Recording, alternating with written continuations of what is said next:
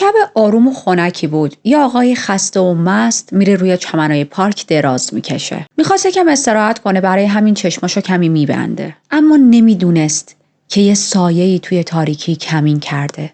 یه غریبه بهش نزدیک میشه، چاقوشو از توی غلافش در میاره و ضربه اولو به این آقا میزنه. بعد ضربه دوم و بعد ضربه های بعدی. خون روی زمین پخش شده بود. یه صدایی توی سر مهاجم نجوا میکرد ادامه بده، بیشتر ضربه بزن، کارشو تموم کن. و لحظاتی بعد پارک دوباره توی سکوت فرو میره. مهاجم عقب میره، یه نگاه آخر میندازه و میبینه یک پیکر بیجون غرق در خون روی زمین افتاده و مهاجم توی تاریکی محو میشه.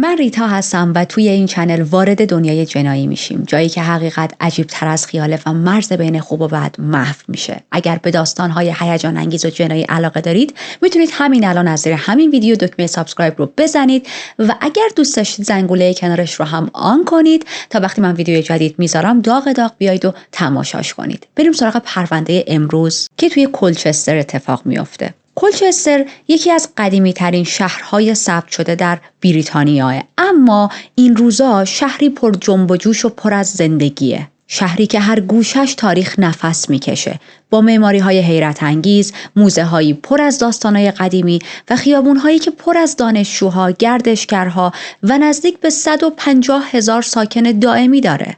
بین تمام این شلوغی‌ها توی شهر، توی بهار 2014 یکی ساکن این شهر بود، یک آقایی به نام جیمز اتفیلد. ما چون یک جیمز دیگه هم توی پرونده داریم و اطرافیان جیمز اونو جیم هم صدا می زدن، ما هم از اینجا به بعد جیم صداش می کنیم. جیم یه مرد 33 ساله بود، پدر 5 تا فرزند بود و توی نگاه همه یه آدم بی‌آزار، مهربون و همیشه سر حال بود. جیم عاشق کریوکی بود و هیچ فرصتی رو برای اجرا از دست نمیداد. اما باید بگم که تازه در حال بازسازی زندگیش بود. در واقع زندگی همیشه براش بر وفق مراد نبود. 4 سال قبل یه تصادفی میکنه که زندگیش بعد از اون تصادف برای همیشه تغییر میکنه. یه ماشین با سرعت بهش میزنه، فرار میکنه و اون برای 8 هفته توی کما فرو میره. بالاخره چشماشو باز میکنه، به هوش میاد بعد از 8 هفته. اما دنیاش دیگه مثل سابق نبود. آسیب مغزی شدید دیده بود، مشکلات حرکتی جدی براش پیش اومده بود و داشت یک حقیقت تلخی رو میدید، با یک حقیقت تلخی روبرو شده بود. زندگیش به یک باره از هم پاشید. با این حال جیم آدمی نبود که تسلیم شه. همیشه توی زندگیش یک روحیه مثبتی داشت و همین روحیه مثبت همیشگیش کمکش میکنه که رو سر پا وایسه، خودش رو دوباره بسازه، زندگیش رو از نو اوکی کنه. خودش رو مجبور میکنه که من باید شرایط جدید رو قبول کنم و با تمام قدرت برای برگردوندن زندگیم به همون حالت اولیه تلاش کنم. از خانواده‌اش جدا میشه، مدتی میره به یه خونه نیمه مستقل توی کلچستر، اونجا شروع میکنه زندگی کردن. میتونست حمایت بقیه رو داشته باشه و تلاش کنه که دوباره استقلالش رو مثل قبلا به دست بیاره. خب الان بعد از اون تصادف بعضی از ابتدایی ترین کارها هم براش سخت شده بود. کم کم شروع میکنه به زندگی عادی برگشتن، اما یه چیزی، یک زخم عمیقی توی قلبش باقی مونده بود و اون هم حافظه‌ای بود که دیگه مثل قبل کار نمیکرد. آسیب مغزی باعث شده بود که جیم دیگه هیچ خاطره‌ای از بچه‌هاش نداشته باشه. انگار اونا هیچ وقت توی زندگیش وجود نداشتن. هیچ وقت صدای خنده‌هاشون رو نشنیده بود. هیچ وقت دستای کوچیک بچه‌هاش دور گردنش حلقه نشده بود. هیچ مموری نداشت و برای همین هم از خانواده‌اش جدا شد تا مدتی تنها و مستقل زندگی کنه و روی این مسائل کار کنه. الان چند سال از این فاجعه گذشته و بالاخره یک امیدی توی دل جیم شکل گرفته. قرار بود دوباره بچه‌هاشو ببینه. به خاطر این مشکلی که برای جیم به وجود اومده بود از همسرش هم جدا میشه، اما خب به عنوان زن و شوهر دیگه کنار هم نبودن، ولی به عنوان دوتا دوست، به عنوان والد سرپرست هر دوتا بچه ها با هم در ارتباط بودن و الان که همسرش دید حال جیم بهتره تصمیم میگیره که با جیم با هم دیگه یک برنامه‌ای بریزن تا جیم بتونه یک دیدار مجددی با بچه هاش داشته باشه. دیداری که هم برای جیم هیجان انگیز بود هم ترسناک. برای جیم هیجان انگیز و ترسناک بود به خاطر اینکه میخواست با کودکانش روبرو شه، با بچه‌هایی که هیچ خاطره‌ای ازشون نداشت و برای خود بچه‌ها هم این موضوع یه مقدار عجیب و ترسناک بود. قرار بود پدری رو ببینن که اونا این پدر رو یادشونه، اما این پدر هیچ خاطره‌ای از این بچه‌ها نداره. ولی خب مهم نبود، نه برای جیم این ترس ها مهم بود، نه برای بچه ها و نه برای همسر سابقش. همین که میتونست دوباره یک دیداری با بچه هاش داشته باشه، شروعی رو داشته باشه، خیلی واسش عالی بود. اما هیچ کس نمیدونست که این دیدار هرگز قرار نیست اتفاق بیفته. بریم به جمعه 28 مارس سال 2014. جیم اون شب توی یکی از بارهای محلی سپری میکنه به اسم ریور لاج. حوالی ساعت 6 بعد از ظهر وارد این بار میشه. فضای بار خیلی گرم بود، چند تا لیوان نوشیدنی میخوره، چند تا اجرای کاریوکی داشت و چندین ساعت بعد بار رو ترک میکنه. ساعت هنوز به 1:30 شب نرسیده. کجا داره میره؟ میخواد بره خونش. راهی که همیشه میشناخت و سپری میکنه، از اون مسیر همیشه عبور میکرد. اون مسیر چه مسیریه؟ یک میانباریه که از یه جایی رد میشه به اسم کسل پارک. یه ذره خلوت‌تره ولی خب سریع‌تر به خونش میرسه از این میانبر. گفتیم جیم مشروب خورده بود دیگه. همینجوری که توی اون پارک داشت از اون میانبر رد میشد، میبینه که خیلی مستم و چقدر هوای پارک هوای دلپذیریه. یه ذره بذار رو چمن دراز بکشم و بعد برم به سمت خونه. هوا خیلی عالی بود، شب خنکی بود. سکوت پارک زیاد بود، تنها صدایی که شنیده میشد صدای برگ ها بود که باد داره لابلاشون میپیچه و برگ ها به هم میخورن. چششو بسته بود ولی هنوز کامل به خواب نرفته بود که یک مردی از اونجا رد میشه. یه لحظه مکس میکنه، برمیگرده جیم رو نگاه میکنه و بهش میگه که حالت خوبه؟ جیم چششو نیمه باز میکنه، سرشو به علامت تایید تکون میده و میگه که آره خوبم، فقط یکم مستم. یه چند دقیقه استراحت کنم حالم جا میاد. یه سیگارم روشن کردم بکشم. اون آقا که انگار یه ذره نگران شده بود، میدید که پارک زیاد از حد خلوته، زیاد از حد ساکته، سرش رو یه ذره تکون میده و به جیم میگه که باشه که استراحت کن، ولی یکم باید بیش از حد مواظب باشی رفیق. ولی خب ریاکشنی از جیم نمیبینه، انگار که جیم خوابش برده بود از شدت مستی. اون آقا دور میشه. یه چند دقیقه بزنیم جلو، نه زیاد، چند دقیقه کم، و یک سایه‌ای که پشت درخت‌ها، پشت بوته‌ها کمین کرده بود، فرصت و مناسب می‌بینه برای حمله.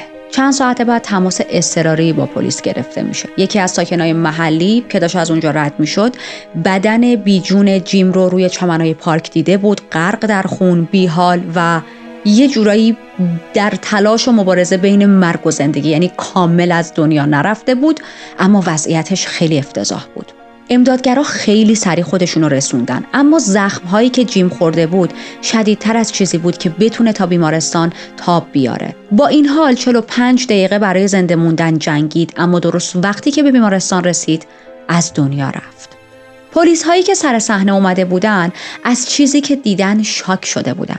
یکی از افسرها بعداً میگه انقدر بدن جیم توی خون غرق شده بود که اولش نمیتونستیم تشخیص بدیم پوستش چه رنگیه، موهاش چه رنگیه. تنها چیزی که میدیدیم فقط یک دریای قرمز بود. حدود 1 متر دورتر از بدن جیم یه رد پای خونی روی زمین مونده بود.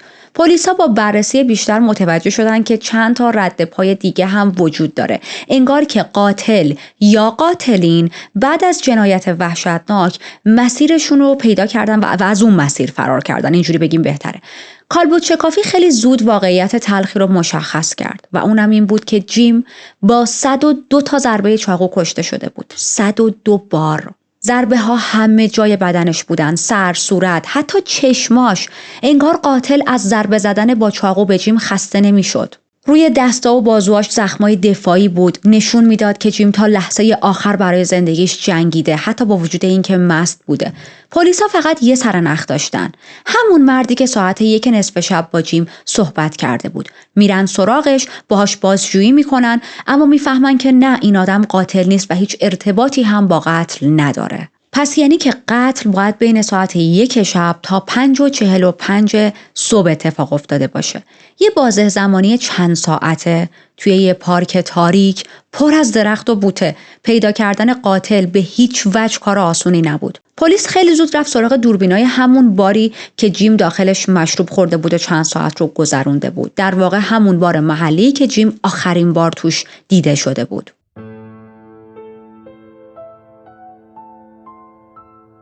پلیس دوربینای مداربسته اون بار رو چک میکنه و میبینن که جیم وقتی وارد اون بار شد، کتشو در آورد، روی یکی از صندلی‌ها نشست، مشروبش رو اوردر داد، چند تا جمله با کارکنای اونجا حرف میزنه، ولی هیچ چیز غیر عادی نمیبینن، نه حالا از سمت جیم، نه از سمت افراد دیگه‌ای که داخل اون بار بودن و نه از سمت کارکنهای بار. همه چی توی اون بار کاملا معمولی بود. حتی وقتی که جیم بار رو ترک میکنه، توی دوربین ها خیلی پلیس این رو توجه میکنه، اما نمیبینن اصلا که کسی داره دنبال جیم میره. در واقع قاتل یا قاتلین جیم دنبالش نکرده بودن. پس این داره چی رو به ما میگه؟ داره میگه که این حمله کاملا تصادفی بود. یعنی قاتل یا قاتلین تو همون پارک یهو تصادفی جیم رو دیدن و بهش اینجوری حمله کردن. میرن با خانواده جیم صحبت میکنن که ببینن خود جیم چه شخصیتی داره. مادر جیم به پلیس میگه جیم خیلی آدم مهربونی بود، هیچ وقت دنبال دردسر نمیگشت، با هیچ کسی دعوا نمیکرد، دشمنی نداشت، همیشه با محبت و آرامش مسائل رو حل میکرد. اصلا آدمی نبود که بخواد افراد دیگر رو تحریک کنه که بگیم یک کسی از سر دشمنی این میزان ضربه رو به جیم وارد کرده. چون خب ما میدونیم معمولا توی پرونده های جنایی وقتی این میزان از ضربه با چاقو به یک نفر اتفاق میفته، نمیگم همیشه، اکثر مواقع قاتل یک خصومت شخصی داره با مقتول، برای همین این میزان ضربه میزنه. ولی جیم تنها چیزی که تو زندگیش نداشت دشمن بود. پلیس ها یه سرنخ دیگه هم داشتن، دوربینی که نزدیک یکی از ورودی‌های کسل پارک بود. این دوربین توی ساعت‌های پایانی شب تا ساعت 4:20 صبح چند نفر رو در حال رفت و آمد ثبت کرده بود. این تصاویر رو توی رسانه‌ها پخش میکنن. پلیس از هر 23 نفری که توی این فیلم‌ها بودن درخواست میکنه که بیان خودشون رو معرفی کنن، باهاشون صحبت کنه. شاید یکی از این آدم‌ها مظنون اصلی بود و یا چیزی دیده بود که بتونه یک سرنخ هر چند کوچیک به پلیس بده. حتی یک تصویر محو از قاتل، یا حتی اگه چیزی نمیدونستن حداقل اسمشون از توی این لیست پاک میشد و این لیست سبک میشد. نزدیک این پارک یک زمین بازی بود که اتفاقا نزدیک یک مدرسه‌ای هم بود و پلیس میره شروع میکنه نزدیک این زمین بازی گشتن دنبال سلاح، چون باورش بر این بود که شاید قاتل سلاح اونجا ول کرده باشه. اما خب اون چاقو رو پیدا نکردن، چاقویی که یک قاتل یا قاتلین ناشناس 102 بار باهاش به بدن جیم ضربه زده بودن. بهش سرنخی نرسیده، پلیس تحقیقات به بنبست خورده، مجدد میاد توی رسانه ها شروع میکنه راجع به شخصیت جیم صحبت کردن، یه ذره اطلاعات بیشتری در اختیار مردم میذاره. میگه که جیم خیلی مرد کم حرف و مؤدبی بود، بعد از تصادف ماشینی که براش چند سال پیش اتفاق افتاده بود دچار آسیب مغزی شده بود، قدرت استدلال و توانایی حرف زدنش کاملا تغییر کرده بود، مثل سابق نبود. برای همین معمولاً از بارهای خیلی شلوغ دوری میکرد، چون شلوغی و هیاهو اذیتش میکرد، بهش استرس وارد میکرد. دایره دوستاش خیلی بزرگ نبود، اما همون دایره دوستهای کوچیکش هم خیلی جیم رو دوست داشتن و همه همین حرفهای مشابه رو میزدن که خیلی مرد بی‌دردسری بود، سرش تو کار خودش بود، اصلا دشمن نداشت. یه زندگی تقریبا تنهایی رو داشت میگذروند جیم. این موضوع کار پلیس رو خیلی سخت‌تر میکنه برای اینکه قاتلش رو پیدا کنه. میدونید اینکه شما هیچ پارتنری تو زندگیتون نداشته باشید که مثلا اونقدر باش صمیمی باشید که با هم بخواید به مشکلی خورده باشید، یا طلبکار بدهکاری نداشته باشید، دایره دوستاتون کوچیک باشه و زندگی که ما از جیم تعریف کردیم، واقعا کار رو واسه پلیس سخت میکنه. پس کی 102 تا ضربه زده به این آدمی که سرش تو کار خودش بوده تو زندگی؟ رئیس پلیس منطقه اسمش کارلو مالی بود. میاد جلوی دوربین با خبرنگارها صحبت میکنه و توی صحبتهاش بارها و بارها از مردم درخواست کمک میکنه.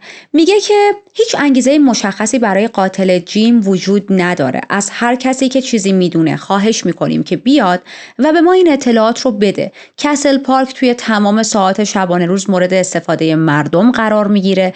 مطمئنم که یه نفر باید یه چیزی دیده باشه. اگه کسی رفتار مشکوکی توی پارک دیده لطفاً با پلیس تماس بگیره. بعد از این صحبت پلیس تصمیم میگیره که حضور نیروهای خودش رو توی اون منطقه بیشتر کنه. افسرهای یونیفرم پوش از مناطق و نقاط مختلف برای کمک اعزام شده بودن و میدونستن که یک قاتلی توی شهر داره آزادانه میچرخه، زندگی میکنه. یه قاتلی که خیلی هم خطرناکه، کسی که بدون هیچ دلیلی، بدون هیچ اخطاری، بدون اصلا دونستن شاید گذشته جیم 102 تا ضربه چاقو بهش زده. پس خیلی خطرناکه. جون بقیه شهروندا هم در خطره. توی خیابونا، پارک‌ها، نزدیک خوابگاه‌های دانشجویی، نیرو و افسرهای پلیس بیشتر از قبل دیده می‌شدن. حدود 3000 زنگ هشدار شخصی بین مردم توزیع شد تا اگر کسی احساس خطر کرد بتونه خیلی سریع کمک بخواد. اما وحشت عمیق‌تر از چیزی بود که با این زنگ‌های خطر و زیاد کردن نیروی پلیس برطرف بشه.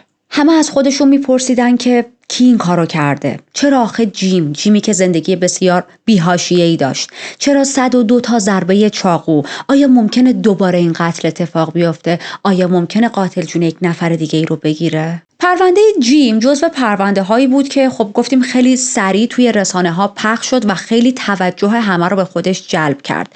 یه برنامه مشهوری بود به اسم کرایم واچ و حتی این برنامه بود که مخصوص همین ترو کرایم و ایناست. میاد توی یکی از اپیزوداش کامل به جیم، شخصیتش و قتلش میپردازه به امید اینکه هر چقدر اطلاعات و تحقیقات بیشتری راجع به جیم انجام بدن شاید یک سرنخی دستگیر پلیس شه. ولی خب هیچ اطلاعات جدیدی هم به دست نمیاد. تحقیقات پلیس همچنان ادامه داره و 3 ماهی که گذشته. اما بعد از گذر 3 ماه انگار کم کم همه چیز داشت آرومتر میشد.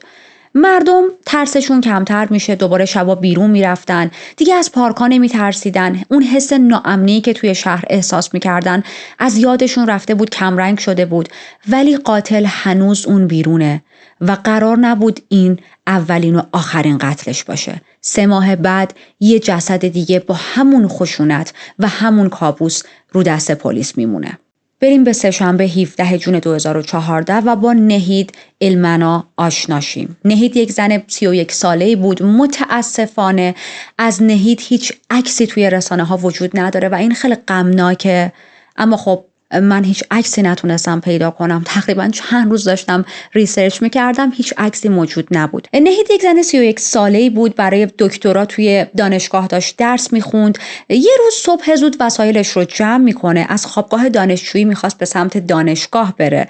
نهید از عربستان سعودی اومده بود و داشت توی بریتانیا تحصیل میکرد. زن بسیار موفقی بود، مهاجر بود، پر از انگیزه بود، غرق توی دنیای درسش بود و اون روز هم یک کلاس بسیار بسیار مهم داشت. برای همین از همون مسیر همیشگی خودش، یعنی یه مسیر خلوت، عبور میکنه. این مسیر خلوت بود اما نزدیکتر بود، مثل همون میانبری که جیم چند ماه پیش ازش استفاده کرده بود. این مسیر رو خیلی از دانشجوها استفاده میکردن، نه که بگیم حالا فقط نهید استفاده میکرد و حتی آدمهای معمولی هم خیلی زیاد از این مسیر عبور میکردن. دوربینا نشون میدن که ساعت 10:30 صبح نهید داره توی این مسیر میره، ولی 10 دقیقه بعد زندگی نهید به پایان میرسه. یکی از ساکنای همون محل گربه‌اش رو گم کرده بود و با دوستش از خونه میزنن بیرون، توی خیابونا و اون منطقه و جنگل و اینا دنبال گربه بگردن. همینطوری که داشتن پیس پیس میکردن تا این گربه رو پیدا کنن، البته تو فارسی ما میگیم پیش پیش، یهو با یه صحنه خیلی خیلی افتضاحی روبرو میشن با جسد نهید. جسد نهید روی زمین افتاده بود، غرق در خون بود، صورتش کاملا از بین رفته بود. این آقایی که جسد نهید رو پیدا میکنه، وقتی که پلیس میاد توی گزارشش به پلیس میگه صورت نهید کاملا نابود شده بود. یک چشمش کامل از حدقه بیرون اومده بود و اون یکی چشمش هم به صورت واقعا وحشتناکی ورم کرده بود. پلیس و اورژانس رسیدن، اما دیگه کاری از هیچ کس بر نمیاد. وقتی که بررسی ها رو شروع میکنن مشخص شد که نهید از پشت مورد حمله قرار گرفته بود. بارها و بارها بهش چاقو خورده بود. توی فیلم ها نهید اصلا احساس نکرده بود که کسی دنبالشه. نگران راه نمیرفت، مثل هر روز عادی داشت از اون مسیر عبور میکرد. پس این نشون میده که یا قاتل استاکینگ نمیکرده نهیدو، یا اگر همین کار رو میکرده نهید متوجه نشده بوده که یک نفر یا چند نفر دنبالشن. به هر حال به یه طریقی قاتل خودش رو نزدیک نهید میکنه، میرسه پشت سرش، جلوی نهید رو میگیره، جوری که نهید دیگه راه فرار نداشت و بارها از پشت به نهید چاقو میزنه. قد نهید حدود 150 سانتی متر بود و خب متاسفانه هیچ چانسی برای مقاومت نداشت. برخلاف جیم که روی بدنش پر از زخم‌های دفاعی بود، روی بدن نهید همچین زخم‌هایی رو پیدا نکردن. مشخص بود که قاتل کاملا از نظر فیزیکی روی نهید تسلط داشته. بدن نهید هم درست مثل جیم پر از زخم بود، زخم‌های واقعا افتضاح. باز دوباره مثل جیم چشماش هم با ضربات چاقو مورد هدف قرار گرفته بود. خیلی با شدت روی زمین خورده بود، یعنی انقدر با شدت افتاده بود زمین که جمجمش ترک برداشته بود. بازرسا به سرعت تحقیقاتشون رو شروع میکنن. دوربینای مداربسته نشون دادن که اون روز صبح نهید حدود ساعت 10:20 از خونش خارج شده و به سمت یک فروشگاهی توی خیابونی رفته. فقط 20 دقیقه بعد، یعنی ساعت 10:40 صبح، پلیس تماس دریافت میکنه از سمت مردم که بیایید ما یک جسد پیدا کردیم و جسد نهید بود. حالا اینکه توی اون تایملاین، توی اون خط زمانی که نه توی دوربین ها ثبت شده نه شاهدی براش وجود داشته، چه جوری به نهید حمله شده و چه اتفاقی افتاده رو پلیس نمیدونه. یک تایملاین این وسط میس شده، دست پلیس نیست. پلیس شروع میکنه تحقیق کردن که اون روز توی اون مسیر چه افرادی پیاده روی کردن، چه کسایی جمع شدن. عین پرونده جیم از این آدما میخواد که بیاید با ما صحبت کنید، اطلاعاتتون رو در اختیار ما بذارید، به این امید که شاید از توی صحبت‌های اینا ما به یک شخص مشکوک یا حالا به هر گونه دیتیلزی برسیم. چهره چند نفرم توی دوربینا ثبت شده بود، ولی خب هیچ کدوم از اینا مظنونی نبودن برای پلیس. اینا همه آدم‌های معمولی بودن که داشتن از اونجا اون روز رد می‌شدن. پلیس وقتی می‌بینه از این طریق به هیچ سرنخی نمیرسه، از مردم اون منطقه میخواد که خواهشاً حیاط‌هاتون، سطل‌های زبالتون و هر جایی که ممکنه مقداری متروک باشه رو بگردین، به امید اینکه لباس خونالودی پیدا کنیم، یک سلاح یا هر چیز مشکوکی. چون ببینید قاتلی که این میزان ضربه رو به یک شخصی داره وارد میکنه با چاقو یا حالا با هر شیء دیگه، خودش هم سر تا پا خونی میشه و این آدم چجوری اون موقع صبح با لباس خونی مثلا فرار کرده بعد از حمله به نهید و هیچ کس هم ندیدتش؟ پس احتمالاً لباسش رو عوض کرده، شاید لباسش رو یه جا انداخته باشه و حالا پلیس بتونه پیدا کنه. نهید تعداد ضربه هاش اندازه جیم نبود، 100 خورده‌ای، 16 تا ضربه چاقو خورده بود. اما خب همین 16 تا ضربه هم به جاهای حساس بدنش بودن، مثل چشم، و همین که خیلی عمیق بودن، خیلی خشن بودن، جوری که فقط 2 تا از این ضربه ها به تنهایی کافی بود واسه این که اگه به نهید میخورد یا به هر کس دیگه ای طرف جونش رو از دست بده. پزشکی قانونی بعد از بررسی جسد نهید میگه که احتمال میدیم طول چاقویی که قاتل استفاده کرده 10 سانتی متر باشه. یعنی حالا باز قاتل از این چاقو جیبی کوچیکا هم استفاده نکرده بود. یه ذره بیشتر از خود نهید بهتون بگم. نهید چند ماه بود که اومده بود بریتانیا و داشت زندگی میکرد و درس خوندنش رو آغاز کرده بود و میدونید اینجور پرونده ها خیلی برای من دردناکه. طرف تازه رفته مهاجرت رو شروع کنه و حالا خانواده‌اش باید جسدش رو تحویل بگیرن از گاورمنت مثلا اون کشور. البته نهید تنها نبود، برادرش هم اونجا بود، کنار برادرش زندگی میکرد. برادرش هم توی همون دانشگاه درس میخوند.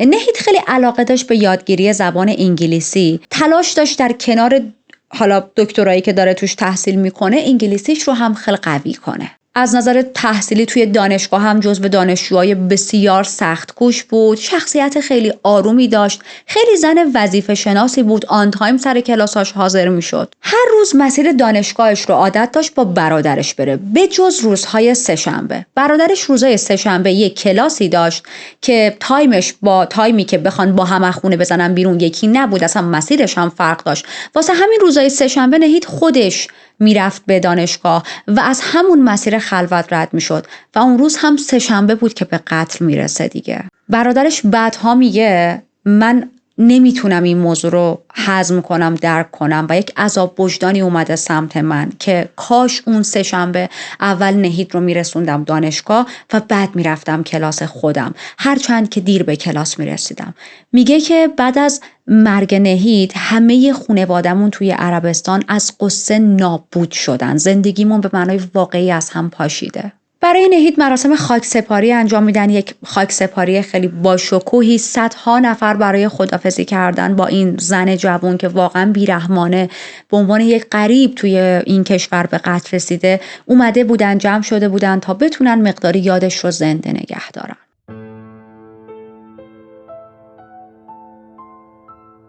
پلیس وقتی دستش به هیچ جا نرسید و هیچ مظنونی برای قتل نهید نداشتن، کم کم به این فکر میفته که شاید این قتل یک قتل نژاد پرستانه و یا حتی مذهبی بوده. اما بعضی از دانشجوها که توی اون دانشگاه درس میخوندن، حالا نهید رو میشناختن یا صرفا شناخت اونقدر زیادی از نهید نداشتن و فقط دانشجوی اون دانشگاه بودن، نظر دیگه ای داشتن. یکی از همدانشگاهیاش یه حرفی به پلیس میزنه، میگه که من فکر نمی‌کنم این قتل اثر نژاد پرستی یا نفرت به مذهب باشه. میگه من احساس میکنم یه چیز نگران کننده تر وجود داره، اونم این که شاید یک قاتل سریالی توی شهره.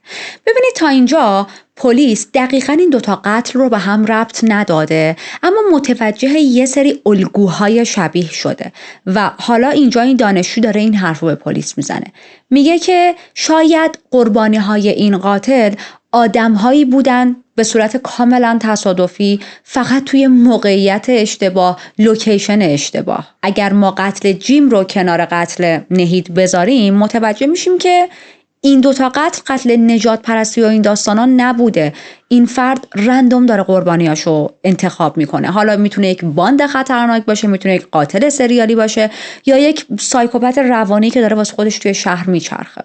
حرفای این دانشجو خیلی برای پلیس جالب بود، اما خب هنوز هیچ کس با قطعیت نمیتونست این دوتا قتل رو به هم ربط بده. نمیشدم ردشون کرد. میدونید برای اکسپت کردن این دوتا قتل یا رد کردن این دوتا قتل به هم دیگه هیچ مدارک کافی وجود نداشت. پلیس تصمیم میگیره افسرهای بیشتری رو روی این پرونده بذاره، از مناطق دیگه، حتی از شهرهای دیگه نیروی کمکی میفرستن، شروع میکنن دوباره گشتن اون مسیری که توش نهید به قتل رسیده. ولی خب بازم هیچ سلاحی پیدا نمیکنن و ما این خط زمانی هم که قتل‌ها داره اتفاق میفته رو فراموش نکنیم. 3 ماه پیش جیم به قتل رسیده، یه پدری که با زندگی خیلی آرومی داشت، 5 تا بچه داشت، سرش تو کار خودش بود و 3 ماه بعد نهید، یک دانشجویی که باز اونم خیلی سرش به زندگی خودش بود و واقعا زندگیش نرمال بود. و اینجا تازه پلیس با خودش میگه اوکی بیاید روی این نظریه که این دوتا قتل میتونه قاتل‌های یکسانی داشته باشه بیشتر زوم کنیم، بیشتر تحقیق کنیم.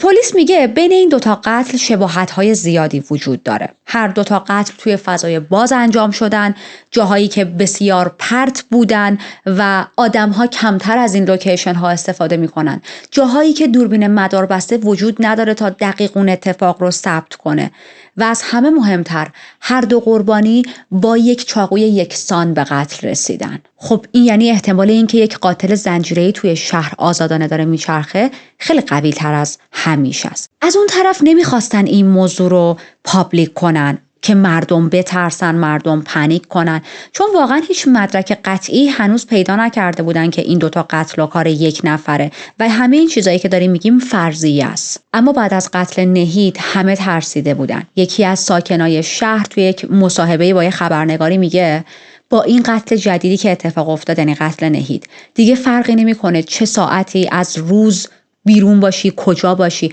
همه ما باید خیلی بیشتر از قبل مواظب باشیم، نه فقط برای امنیت خودمون بلکه برای امنیت کل مردم، چون مشخص این قتل ها به همدیگه ربط داره. ولی یه چیزو میخوام بهتون بگم، پرونده نهید یک تفاوت بزرگی با پرونده جیم داشت، اونم این که شاهدهای بیشتری حضور داشتن. خب به خاطر اینکه پرونده جیم خیلی دیر وقت اتفاق افتاده بود، دیگه نصف شب بود، و پرونده نهید توی روز اتفاق افتاده بود. هم تایمی بودش که خیلی ها حالا دارن میرن ورزش، کار، درس، whatever و همین که هوا روشنه، توی هوای روشن شاهدها بهتر میتونن چیزهای مختلفی رو ببینن و برای پلیس توصیف کنن. اتفاقا پلیس بعد از صحبت با آدمهای مختلف، فیلمهایی که توی CCTV مشاهده میکنه و حالا خیلی از ریسرچ های دیگه شون که هنوز منتشر نکرده بودن، یک توصیف کلی از ظاهر شخص قاتل میکنه. میگه که قاتل یه مرد سفید پوست یا سفید پوستی که یکم پوستشو برنزه کرده است، بین 18 تا 25 سال سن داره، هیکلش متوسطه، موهاش پرپشت و تیره است، یه کاپشن آستین بلند قرمز با کلاه و یه شلوار تیره پوشیده بود، تحریش نداشت، عینک نداشت و توی این خط زمانی بیشتر از 100 تا افسر پلیس دارن روی این پرونده ها تحقیق میکنن و کار میکنن. یک عالمه تحلیلگر جنایی از آژانس‌های ملی جرم و جنایت آوردن و یه جایزه 20,000 پوندی هم برای هر کسی که هر اطلاعات قابل مفیدی بده در نظر گرفتن. پلیس خونه‌ای که نهید هم داخلش زندگی میکرد و حسابی بررسی میکنه، با فکر بر این که شاید نهید قاتلش رو میشناخته که خب به هیچ سرنخی نمیرسن. نهید واقعا به جز برادرش باش مرد دیگه‌ای تو زندگیش در ارتباط نبوده. میرن تمام همسایه‌هایی که اون اطراف زندگی میکردن رو باشون صحبت میکنن و تقریبا بخوام بگم حدود 300 تا خونه رو 300 تا در رو میزنن و با همسایه‌ها حرف میزنن. توی این چند تا مظنونی که پیدا کرده بودن، یکیش یه آقای 52 ساله‌ای بود که مظنون میشن بهش در رابطه با قتل نهید، به سرعت دستگیرش میکنن اما خب خیلی زود آزاد میشه به خاطر اینکه نمیتونن قتل ها رو بهش ارتباط بدن. و یک پسر 15 ساله. این پسر هم جزو 70 نفری بود که سابقه جرم با چاقو رو داشت و قبلا به خاطر دزدی مسلحانه از یک فروشگاهی توی جنوری سال 2014 تحت نظارت دادگاه مخصوص نوجوانا قرار گرفته بود. حتی یه سال قبل، یعنی سال 2013، به جرم تخریب یه خونه‌ای محکوم شده بود. پلیس به حضور مادرش ازش بازجویی میکنه، خب چون سنش خیلی کمه و زیر سن قانونیه، اما میگه که من زمان قتل توی خونه بودم، مدارک کافی هم برای متهم کردنش وجود نداشت، برای همین پرونده مجدد برمیگرده به نقطه اول. 1 ساله که گذشته، پرونده نهید سرد شده، پرونده جیم سرد شده. توی این مدت پلیس با بیش از 900 نفر بازجویی کرده، ولی خب متاسفانه تحقیقاتش پلیس خیلی داره کند پیش میره. نه سلاحی پیدا کرده بودن، نه لباس قاتل رو پیدا کرده بودن، نه کوچکترین سرنخی که درست و حسابی باشه و بتونن به قاتل نزدیک شن. با اینکه ماها نیروهای زیادی از پلیس ها رو توی پارک ها و فضاهای عمومی و جاهای خلوت یواشکی گذاشته بودن، کنار مثلا جنگلا، پارک ها، رودخونه های اطراف، جاهایی که میتونه میانبر باشه ولی خلوت هم هست، اما اصلا نتونسته بودن مظنونی رو دستگیر کنن. به نظر می رسید که قاتل حواسش به همه چیز هست، مدام داره اخبار رو تماشا میکنه، اخبار رو میخونه، دنبال میکنه، فهمیده که پلیس نیروهاش رو زیاد کرده. زمانی که قتل ها رو انجام داده بود دستکش دستش کرده بود. با اینکه حمله ها بسیار شدید بود و ما از میزان خیلی زیادی خون صحبت کردیم توی کرایم سینز، هیچ مدرک فیزیکی و یا رد مهمی از خودش به جا نذاشته بود. همه بسیار ناامیدن راجع به اینکه قاتل پیدا شه، تا اینکه ما میرسیم به 26 می سال 2015. پلیس یه تماس اضطراری از یک خانومی به نام میشل سدلر دریافت میکنه. میشل رفته بود اون روز سگشو نزدیک همون مسیری که نهید به قتل رسیده بود بگردونه. داشت با سگش قدم میزد. ساعت 10:30 صبح بود که متوجه رفتار مشکوک یه پسر نوجوان میشه. این پسر روی یه پل چوبی کوچیک بالای رودخونه وایساده بود. میشل میگه وقتی چشمش به این پسر افتاد یه حس بدی تمام وجودش رو گرفت. پسر مدام اطرافش رو نگاه میکرد، انگار حواسش به یه چیزی بود، یه چیزو داشت میپایید، چشاش تیز شده بودن، یه حالت بیقرار و عصبی توی رفتارش داشت. یه چیزی تو حرکاتش، تو رفتارش درست نبود و میشل رو معذب کرده بود. میشل فهمید یه چیزی این وسط درست نیست.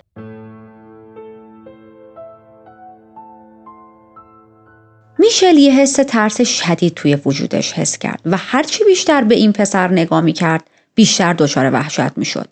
این پسر مشکوک یه کاپشن زرد مایل به قهوه‌ای تنش کرده بود، یه عینکی زده بود با یه فریم ضخیم مشکی، دستکش دستش کرده بود، دستکشایی که خیلی کلفت بود، شبیه دستکشای مثلا باغبونی. میشل فوراً با سگش راهشو برگردوند و با عجله از اون مسیر دور شد. توی راه به یه زن دیگه‌ای برخورد که اون زن داشت میرفت به سمت همون راهی که میشل بوده.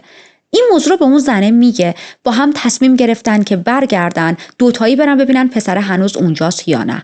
اما خب دیگه روی پل وای نستاده بود، بلکه الان رفته بود زیر یه درخت نشسته بود، قوز کرده بود و با یه حالتی که انگار کمین کرده با دقت داره اطرافش رو نگاه میکنه. میشل دیگه خیلی وحشت کرده بود. بلافاصله به 999 زنگ میزنه و میگه که ببخشید، میخواستم ببینم میتونید کمک کنید. یه پسر خیلی مشکوکی اینجا وایساده توی این لوکیشن. اینجا یه مسیر پیاده روی مخصوص سگ هاست، اما این آدم تک و تنهاست، هیچ سگی همراهش نیست. این منطقه خیلی خلوت و ترسناکه و من احساس میکنم یه چیز اینجا درست نیست. کاپشنی که تنشه خیلی شبیه همون کاپشنیه که چندین و چند ماه توی روزنامه ها و اخبارها راجع به 2 قتل اخیر دیدم.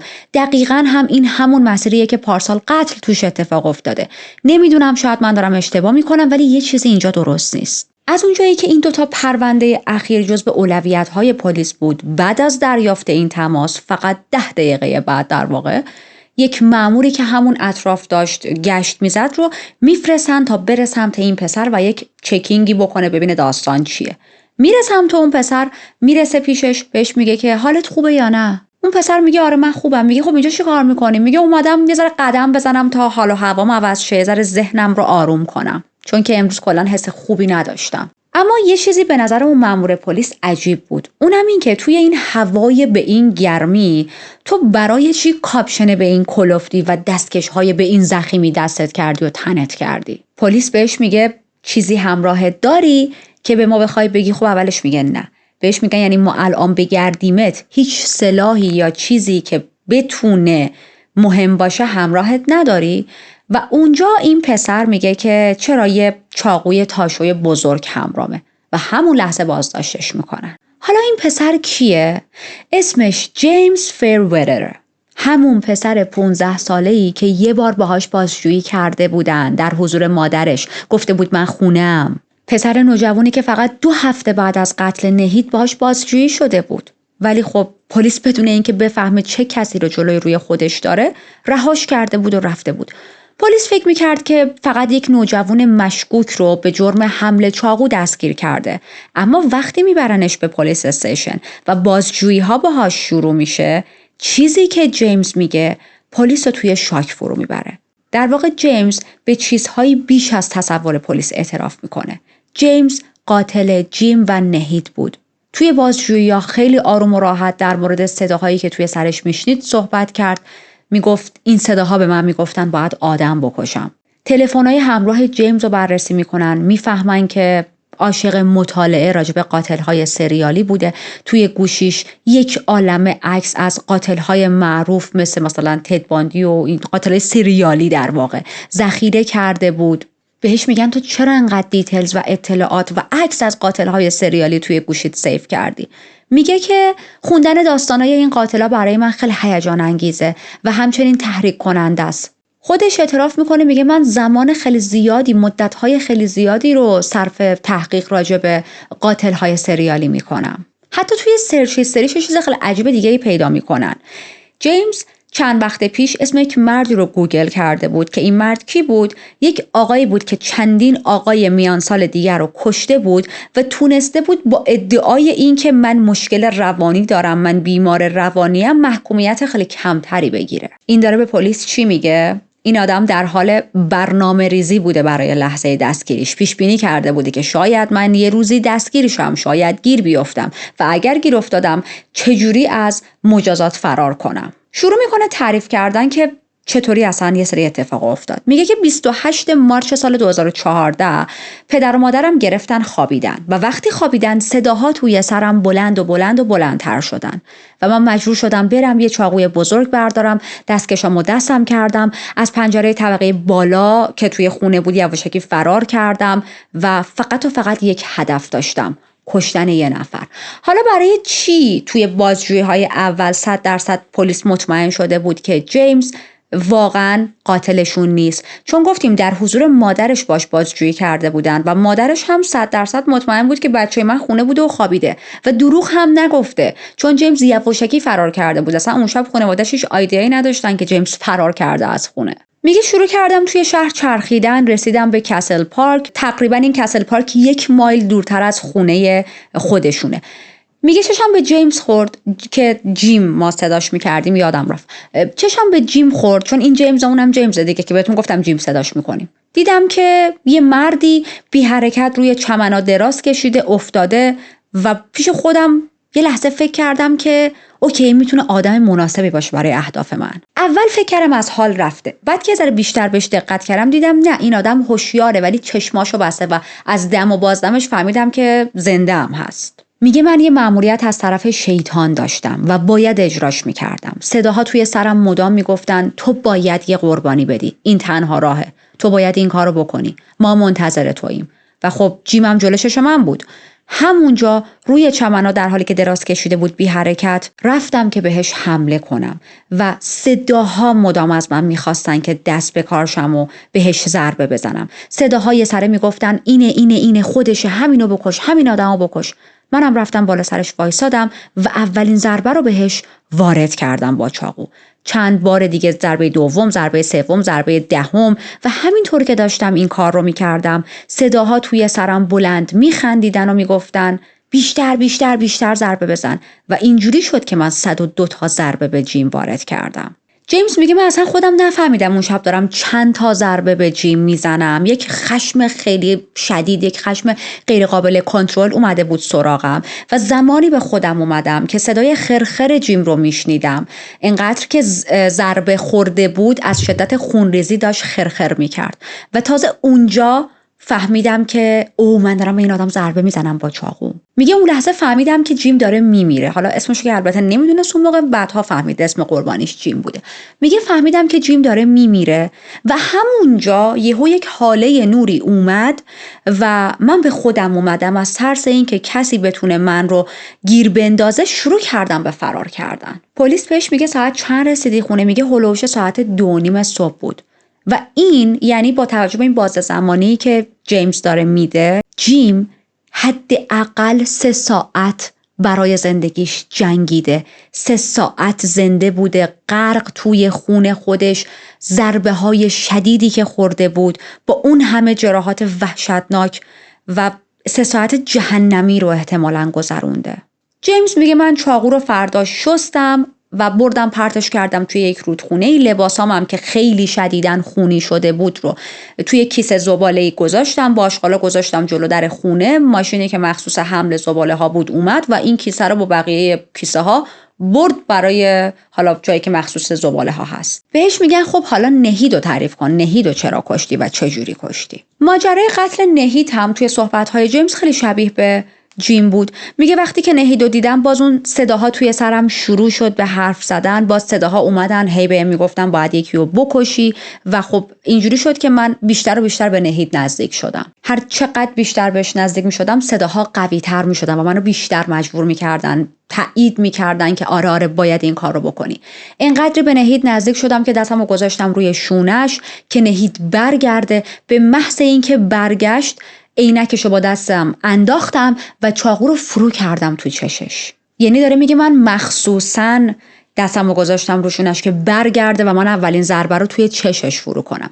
بعد یه حرف خیلی بیرحمانه دیگه میزنه توی بازجویی‌هاش با پلیس. میگه که تقصیر خودشه که مرد. اگر نمیخواست اون روز تنها را بره، اگر کسی همراهش بود تا الان زنده مونده بود. این زن اخبار قتل جیم رو خونده بود، پس چرا داشت اونجا تنها را میرفت وقتی میدونست که قاتلی آزاده؟ این درجه از وقاحت واقعا دیگه لاکه و ایشون آنلاکش کرد در پرونده های جنایی. خب ما یه بازه زمانی داریم که این آدم دستگیر نشده بود دیگه، تقریبا یک بازه زمانی 11 ماهی. توی این 11 ماهی که دستگیر نشده میگه که هر روز به کشتن یه نفر دیگه فکر میکردم. صداها مدام بهم میگفتن برو تجاوز کن، برو نوزادها رو بدزد و بسوزون، زبون کارگرای جنسی رو بکش بیرون و ببر، اسید بپاش تو صورت مردم، اسید بپاش تو صورت مدیر مدرسه. جیمز میگه برای اینکه این صداها رو آروم کنم یکسره یا فیلم‌های بسیار خشونت‌آمیز تماشا می‌کردم و یا ویدیو گیم‌های خیلی خشن بازی می‌کردم برای اینکه یه ذره این صداها آروم‌تر شه. میگه به خاطر اینکه پلیس همه جا رو زیر نظر داشت من هم دست نگه داشتم و قتل دیگه ای انجام ندادم، نه به خاطر اینکه نیاز نداشته باشم. اگه نیروهای پلیس کمتر بود من تا الان چندین و چند قتل دیگه انجام داده بودم. من نمیتونم این صداها رو توی سرم ساکت کنم. میگه الان که فکر میکنم کمی بابت قتل‌ها ناراحتم، ولی احساس میکنم کار درستی هم کردم. اونا به هر حال آدم‌های گناهکاری بودن. اخبار قتل‌ها رو هم یک سر توی رسانه‌ها تماشا می‌کرد، لذت می‌برد، مدام دنبال خبرای جدیدی که پلیس راجع به این قتل‌ها منتشر کرده میگشت، تیکه‌ای از روزنامه‌ها رو می‌برید، روزنامه‌هایی که مربوط به قتل‌های خودش بود و توی یه پوشه پلاستیکی جمع می‌کرد. و خب خیلی این اعتراف وحشتناکه. ما داریم از سالهای 2014 و 2015 صحبت می‌کنیم، نه مثلا 1995.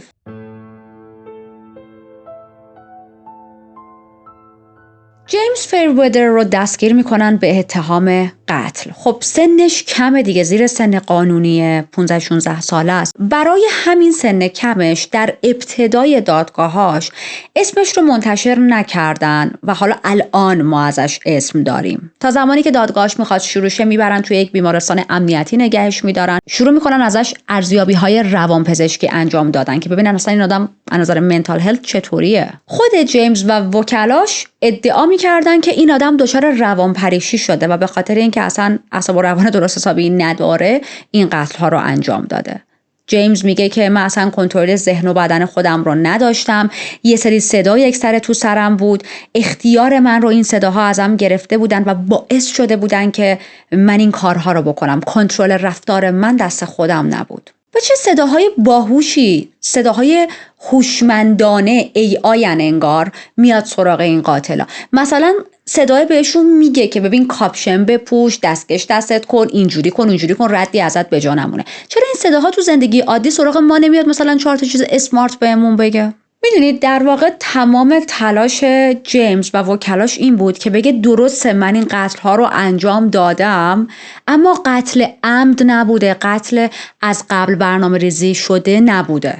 دادستانی توی دادگاه میگه مدارک پزشکی کاملا داره نشون میده که اون میدونسته کارش اشتباهه، کنترل کافی برای جلوگیری از ارتکاب این دوتا جنایت وحشتناک رو داشته و این خیلی نادره که یه پسر 15 ساله چنین قتل‌هایی رو مرتکب بشه. واقعا نادر. فکر میکنم مردم وقتی بشنون که یک نوجوان چنین قتل‌های وحشتناکی رو انجام داده بسیار شاکشن، بسیار متعجب باشن. اما مدارکی که ارائه شده توسط تیم روانپزشک‌ها و حالا بقیه بررسی‌ها، هیئت منصفه خیلی راحت بدون هیچ شکی میتونه ببینه که این آدم گناهکاره و کاملا عمدی مرتکب قتل جیم و نهید شده. وکیل جیمز میاد یه حرف دیگه ای میزنه. میگه که ببینید جیمز پسر 15 ساله است که توی یک چیزی گیر افتاده بود، چیزی که بهش میگن طوفانی کامل از آتیزم. حالا اینو داشته باشید. این آدم درگیر انزوای شدید بود، پارانویا بود و دچار روانپریشی شده بود. ترکیب تمام این چیزا به علاوه آتیزمش باعث شد که قتل‌ها رو مرتکب شه. اما قاضی خیلی عصبانی میشه وقتی اینو میشنوه. میگه که اصلا ما این دفاع رو قبول نداریم و این دفاع رو رد میکنه. میگه به هیچ عنوان شما نمیتونید اسم آتیزم رو بیارید و بچسبونید به این پرونده قتل ها. قاضی میگه خیلی از افراد توی سنین مختلف آتیزم دارن.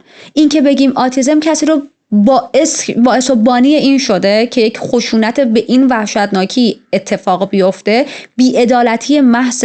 این قتلا سادیستی و بیرحمانه بودن تا حدی که حتی درک کردنشون برای جامعه سخته. نندازید گردن آتیزم. نوبت به خود جیمز میشه که بیاد در طول محاکمه صحبت کنه. میگه که توی مدرسه بولی میشدم، به خاطر گوشا و عینکم همیشه منو مسخره میکردن، مورد زورگویی قرار میگرفتم، خیلی با درس خوندن مشکل داشتم به خاطر اینکه یک اختلالی داشت، اختلال خوندن. و بعد از اینم که مادر بزرگم از دنیا رفت هیچ وقت نتونستم از نظر روانی بهبود پیدا کنم. یه سری منابع هم از مدرسه‌اش تایید میکنن که رفتار جیمز هر چقدر که سنش بیشتر میشد خشونت‌آمیزتر میشد توی محیط مدرسه. یکی از معلماش میگه اون همیشه مثل یک اوباش رفتار میکرد، به بقیه لگد میزد، سر خودشو میکوبوند اینور اونور، همیشه آماده دعوا بود. دادستان اجازه داشتش که متخصصای مخصوص خودش رو برای بررسی وضعیت روانی جیمز بیاره. یک دکتری میاد به اسم دکتر فیلیپ جوزف توی دادگاه حاضر میشه و میگه که ادعاهای جیمز بیشتر شبیه یه فیلم ترسناکن. میگه من نمیدونم هر بار که خواستم قتل انجام بدم یه صداهایی توی سرم شنیدم و دست خودم بر نمی اومد و اونا منو مجبور کردن این کارا رو بکنن، شبیه چیزایی که تو فیلم‌های ترسناک دیده. من هیچ مدرکی از روانپریشی توی جیمز پیدا نکردم. میگه ادعاهای این آدم درباره شنیدن صدا اصلاً قانع کننده نیست. چرا؟ چون حرفاش سر عوض میشه. یه بار میگه از داخل سرم این صداها میان. یه بار دیگه میگه انگار یه نفر جلوم وایساده و داره با هم حرف میزنه و هر بار یه سناریوی جدید داره. خب چه خبره؟ یه آرمی که دیگه نمیان با تو صحبت کنن، بالاخره به یه داستانی بچسب دیگه، انقدر تغییرش نده. ولی خب ما میدونیم یکی از چیزای دروغ گفتن همین کم حافظه شدنه. این دکتر حتی به یه چیزی اشاره میکنه، به بازجویی‌های اولیه جیمز. میگه بازجویی‌ها رو ببینید، بازجویی‌ها رو پلی میکنن توی دادگاه. میگه ببینید چقدر خونسرد داره با جزئیات و یه جورایی افتخار تمام اتفاقها رو برای پلیس تعریف میکنه. همه اتفاقا رو توضیح میده بدون ذره مکث و یا تردید. خب کسی که درگیر شنیدن یه سری صداهاست که دیگه اینقدر همه چیز رو دقیق یادش نمیمونه که. چون داره میگه اختیار من دست خودم نبود و من اون لحظه نمیفهمیدم و یکی یا چند تا صدا توی سرم میگفتن که باید فلان کارو بکنی. خب تو چجوری خودت نمیفهمیدی که برای الان خودت فهمیدی و داری تو بازجوییات میگی؟ به علاوه این که این آدم برای هر دو تا قتل از قبل برنامه ریخته بود.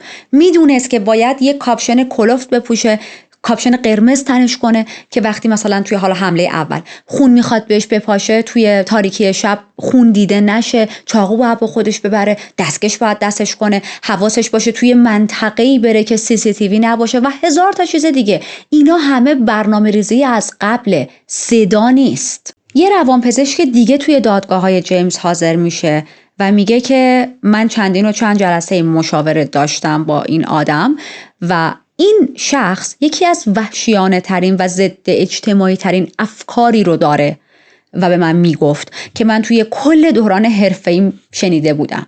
بالاخره توی اپریل سال 2016 هیئت منصفه تصمیم میگیره که جیمز رو رسما مجرم اعلام کنه، اسمش رو دیگه رسمی همه جا پخش میکنن.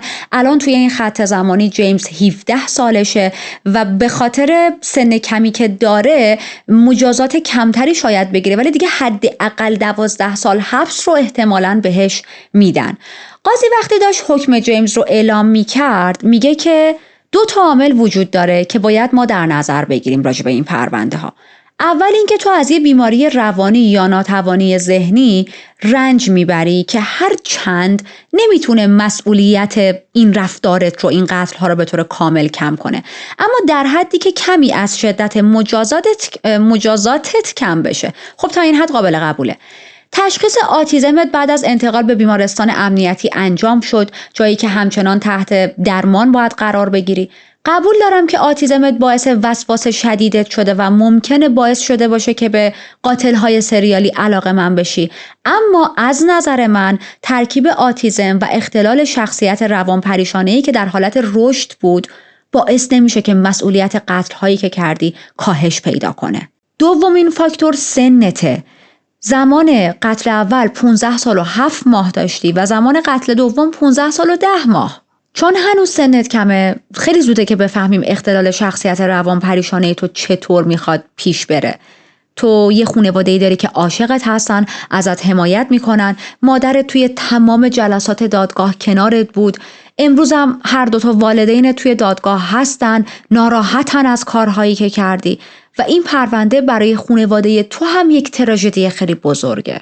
حالا بریم ببینیم چه حکمی گرفته. بهش حبس ابد میدن با گذروندن حداقل 27 سال زندان و بعد درخواست برای آزادی مشروط. اما یه سری شرایط برای این آدم در نظر گرفته شده. اگر روزی حتی با آزادی مشروط آزاد شه، تا آخر عمرش، تا زمانی که زنده است، باید تحت نظارت قانونی قرار بگیره. همیشه باید یک مراقبی داشته باشه و این به این معناست که باید از یک شرایط خیلی خاصی پیروی کنه. نمیتونه هر جایی بره، نمیتونه هر کاری بکنه، نمیتونه تنها خیلی کارا رو انجام بده. همیشه یک مراقبی داره و هر لحظه یه دونه از این اتفاقها رو، یه دونه از این شرایط‌ها رو زیر پاش بذاره، مجدد برمیگرده به زندان. خود جیمز وقتی حکمش رو بهش گفتن هیچ واکنشی نشون نداد، ولی مادرش نان استاپ داشت گریه میکرد، حالش خیلی بد بود. حتی لحظه‌ای که دیگه میخواستن از دادگاه خارجش کنن تا ببرنش که زندانش رو شروع کنه، از کنار مادرش رد میشه. مادرش در حالی که گریه میکرد، جیمز بهش نگاه میکنه، شونه‌هاشو میندازه بالا، میگه برام مهم نیست. مادر جیم بعد از دادگاه ها میگه ما از حکم امروز خیلی سپاسگزاریم، امیدواریم که عدالتی که اجرا شده حالا الان دیگه بتونیم آروم زندگی کنیم. 29 مارچ 2014 زندگی ما برای همیشه تغییر کرد. پسر مهربون و شجاعم جیم به طرز وحشیانه‌ای کشته شد. قبلا خیلی سخت جنگیده بود تا از اثرات آسیب مغزی که بعد از تصادف داشت عبور کنه، گذر کنه. لایق این نبود که بمیره، اونم انقدر بیرحمانه. اون موقع هیچ آیدیایی نداشتیم که قاتل انقدر جوونه. فکر میکردیم قاتل یک مرد بالغه. اما چیزی که مرگ پسرم رو حتی تلختر و غیر قابل تحملتر میکنه اینه که یک پسر نوجوان، یک کودک به اصطلاح، توی چشمای ما یه هیولاست و خب ما نمیتونیم هرگز این آدم رو ببخشیم. جیمز بعد از اینکه میره زندان به خاطر سن کمش به حکم اعتراض میزنه، اما قاضی که روی این پرونده بود خیلی زرنگ‌تر از این حرفا بود و همه اینا رو سنجیده بود. یعنی فکرشو میکرد که این آدم بعد از اینکه بره زندان، وکلاش بهش میگن ببین چون تو سنت کم بوده تجدید نظر بزن که مثلا حکم کمتری بگیری. واسه همین آلردی بهش حداقل چطوری بهتون بگم، بدترین، بیشترین حداقل حکمی که میتونست برای اون سنش بگیره رو دادن. در واقع حکمش یه جوریه که ناعادلانه نیست برای سنش، اما خب زیادم هست به نسبت، ولی از نظر قانونی نمیتونه روش اعتراضی بزنه چون منصفانه بهش این حکم داده شده و خب همین اتفاق هم میفته دیگه. اون درخواستی که اعتراضی که کرده بود رد میشه. و یه چیز بزرگ ما تو این پرونده فراموش نکنیم، اونم میشل بود. میشل اگر اون روز به پلیس زنگ نمیزد معلوم نبود چه اتفاقی میافتاد. میشل بعدن میگه خیلیا بهم گفتن که من جون آدمهای زیادی رو نجات دادم، چون ببینید جیمز برنامه داشت که مثل یه قاتل سریالی بره جلو و شروع کنه به بقیه همجور رندوم حمله کردن. میشل میگه حقیقت این که من فکر میکنم اون روز جون خودم رو هم نجات دادم. حس میکنم منتظر بود که من رو به عنوان سومین قربانیش انتخاب کنه. اینقدر بهم نزدیک شده بود که وقتی نگاه میکردم بهش قشنگ میزان معذب بودن توی صورت و رفتارش رو میدیدم و همین یه ترس وحشتناک توی وجودم انداخت. وحشت زده شدم، برگشتم و همونجا تصمیم گرفتم که به پلیس زنگ بزنم. ولی باز به خودم مطمئن نبودم. به خودم میگفتم اگه من اشتباه بکنم چی؟ اگه این پسر بچه جرمی مرتکب نشده باشه چی؟ نکنه الکی با آبروی یه نفر بازی کنم. میگه شاید اگه 5 دقیقه بیشتر اونجا وای میستادم میرفت یه جا مخفی میشد و از پشت منو میگرفت و به قتل میرسوند. مردم از اینکه میشل کسی بود که باعث شد پلیس جیمز رو دستگیر کنه و هیچ جایزه‌ای هم بهش ندادن خیلی ناراحت شده بودن و تصمیم میگیرن که ببینید خب چون واقعا اگر میشل زنگ نمیزد جیمز همچنان دستگیر نمیشد و شاید تا همین امروزی که ما داریم پرونده کاورش میکنیم این کیس رو آزادانه داشت برای خودش میگشت و کیس های قتلاش مثلا جزو پرونده های آنسال بود که خب اصلا ما هم نمیریم سراغشون. پس نقش میشل خیلی مهم بود. مردم میان توی جامعه چیکار میکنن؟ کمک های مردمی جمع میکنن و با این پول هایی که جمع میکنن اینا رو هدیه میدن به میشل به عنوان تشکر که تو نقش خیلی مهمی توی بسته شدن این پرونده داشتی، کاری که پلیس باید میکرد ولی نکرد. معمولا این جوایز از سمت پلیس و گاورمنت و اینا تعلق میگیره که خب حالا توی این پرونده نگرفت. خیلی از افراد متخصص وقتی این پرونده رو بررسی کردن معتقدن که یک قاتل سریالی در حال شکل گرفتن بود و خوشبختانه متوقف شد، چون جیمز بارها و بارها توی صحبت‌ها و بازجوییاش با پلیس گفته بودش که من قصد داشتم دوباره هم آدم بکشم، فقط چون نیروهای پلیس رو زیاد تو نقاط مختلف گذاشته بودید نتونستم قربانی سوم و چهارم و پنجمم رو بگیرم. یه جا میگه اگر منو دستگیر نمی‌کردید می‌خواستم قربانیام به حداقل 15 نفر برسن، یعنی برای خودش نامبر هم تعیین کرده بود. قبل از اینکه پرونده رو به اتمام برسونیم یه چند لحظه راجع به قربانی‌هامون صحبت کنیم. جیم 4 سال تلاش کرده بود تا زندگیشو دوباره بسازه. واقعا کسی بود که هیچ وقت تسلیم نمیشد، حتی وقتی با چالش‌هایی روبرو شده بود که میتونست هر کسی رو به تاریک‌ترین نقطه زندگی بکشونه. نهید عاشق دانشگاهش بود، دوستای فوق‌العاده‌ای پیدا کرده بود و برای فارغ التحصیلی و شروع یه زندگی جدید لحظه شماری می‌کرد. زندگی هر دوی این آدم‌ها به وحشتناکترین شکل ممکن ازشون گرفته شد، اما خانواده‌هاشون امیدوارن که مردم همیشه اونا رو به عنوان آدم‌هایی فوق‌العاده قوی، با انگیزه و مهربون به یاد بسپارن. یادشون زنده و گرامی.